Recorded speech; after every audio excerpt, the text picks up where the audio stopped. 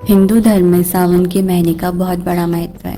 यह महीना भोलेनाथ को समर्पित है। माना जाता है कि शिव पुराण के अनुसार सावन माह में ही समुद्र मंथन हुआ था, जिसमें शिव जी ने विष बांधकर समस्त सृष्टि की रक्षा की थी। कहते हैं कि भगवान शिव सावन माह में सोमवार का व्रत करने वाले भक्तों की सारी मनोकामनाएं पूर्ण करते हैं। सावन के पूरे माह शिव भक्त भोलेनाथ के दर्शन के लिए शिव जी के मंदिर जाते हैं। जहां भारत में शिव जी की कुछ ऐसे प्रसिद्ध और ऐतिहासिक मंदिर हैं, जहां सावन शुरू होते ही भक्तों की कतार लग जाती है। आइए जानते हैं शिव जी के एक ऐसे मंदिर के बारे में जिसे भगवान शिव की भूमि भी कहा जाए तो कोई आश्चर्य नहीं होगा। यहाँ स्थित हर मंदिर और पहाड़ी का संबंध भगवान शिव और उनसे जुड़ी कथाओं में मिल जाता है। यह मंदिर है प्रसिद्ध गोपीनाथ मंदिर। गोपीनाथ मंदिर उत्तराखंड राज्य के चमोली जिले में गोपेश्वर के बीच में स्थित भगवान शिव का एक भव्य और अति प्राचीन मंदिर है, जिसके बारे में कहा जाता है कि यह केदारनाथ के समतुल्य पुराना है। इस मंदिर के निर्माण के पीछे कहा जाता है कि भगवान श्री राम के वंशजों में से एक राजा सगर का शासन यहाँ पर हुआ करता था। उन्हीं के नाम पर गोपेश्वर से कुछ दूरी पर सगर गांव भी है। राजा सगर के समय एक गाय प्रतिदिन इस क्षेत्र में आया करती थी और उस गाय के बारे में यह मान्यता थी कि उसके थनों से अपने आप ही दूध बहकर निकलता था। एक दिन राजा सगर ने उस गाय का पीछा किया तो देखा कि गाय के थनों से दूध अपने आप निकलकर शिवलिंग का अभिषेक कर रहा है। यह देखकर राजा सगर अत्यधिक प्रभावित हुए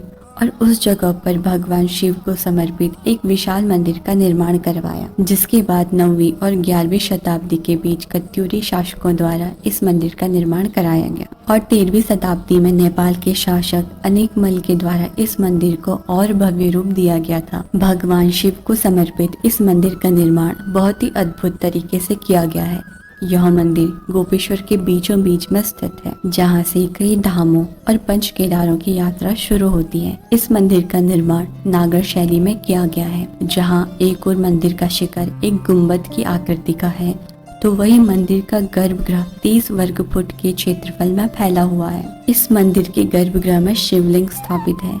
इसमें प्रवेश करने के लिए अनेक द्वार बनाए गए हैं, जो इसे अलग रूप प्रदान करता है। इसके साथ ही मंदिर के अंदर कई देवी देवताओं की मूर्तियां भी रखी हुई हैं, जो उसकी प्राचीनता को दर्शाती हैं। मंदिर के समीप ही माँ दुर्गा, भगवान गणेश और भगवान हनुमान के मंदिर भी बने हुए हैं। यह तो हम सभी जानते हैं कि राजा दक्ष के द्वारा भगवान शिव का अपमान करने पर माता सती ने आत्मदाह कर लिया, जिसके फलस्वरूप 51 शक्तिपीठों का निर्माण हुआ था। किंतु बहुत कम लोगों को पता होगा कि उसके बाद भगवान शिव सब कुछ त्याग कर लंबी साधना में चले गए, जिसके बाद ताड़कासुर नाम का एक भयानक राक्षस हुआ, जिसका वध केवल भगवान शिव का पुत्र ही कर सकता था। भगवान शिव को लंबी साधना से उठाने का दायित्व कामदेव को सौंपा गया था, जिन्होंने अपना दायित्व भली भांति निभाया, लेकिन शिव के क्रोध को शांत न कर सके। जब शिव जी अपनी लंबी साधना से जागे तो क्रोधवश उन्होंने कामदेव पर अपना त्रिशूल चला दिया और इसी स्थल पर आकर धरती में धंस गया। मान्यता है कि मंदिर के पास में जो त्रिशूल है वह उसी असली त्रिशूल के धातु के ऊपर गड़ा हुआ है। कहा जाता है कि इस त्रिशूल पर आज तक जंग नहीं लगा। यहाँ आने वाले भक्तगण जब इस त्रिशूल को छूते हैं तो उनके अंदर एक सकारात्मक ऊर्जा का संचार होता है। मान्यता है कि शिव का सच्चा भक्त जब इस त्रिशूल को अपनी उंगली से छूता है तो उसके अंदर एक अद्भुत कंपन महसूस होती है। तो वही पंच केदारों में चतुर्थ केदार यानी रुद्रनाथ जी की चल विग्रह डोली भी इस मंदिर में स्थापित है। रुद्रनाथ गोपीनाथ मंदिर से लगभग 23 किलोमीटर की चढ़ाई पर है। रुद्रनाथ मंदिर की चढ़ाई गोपीनाथ मंदिर के पास सगर गांव से शुरू होती है। सर्दियों में रुद्रनाथ मंदिर के रास्ते भीषण बर्फबारी के कारण बंद हो जाते हैं।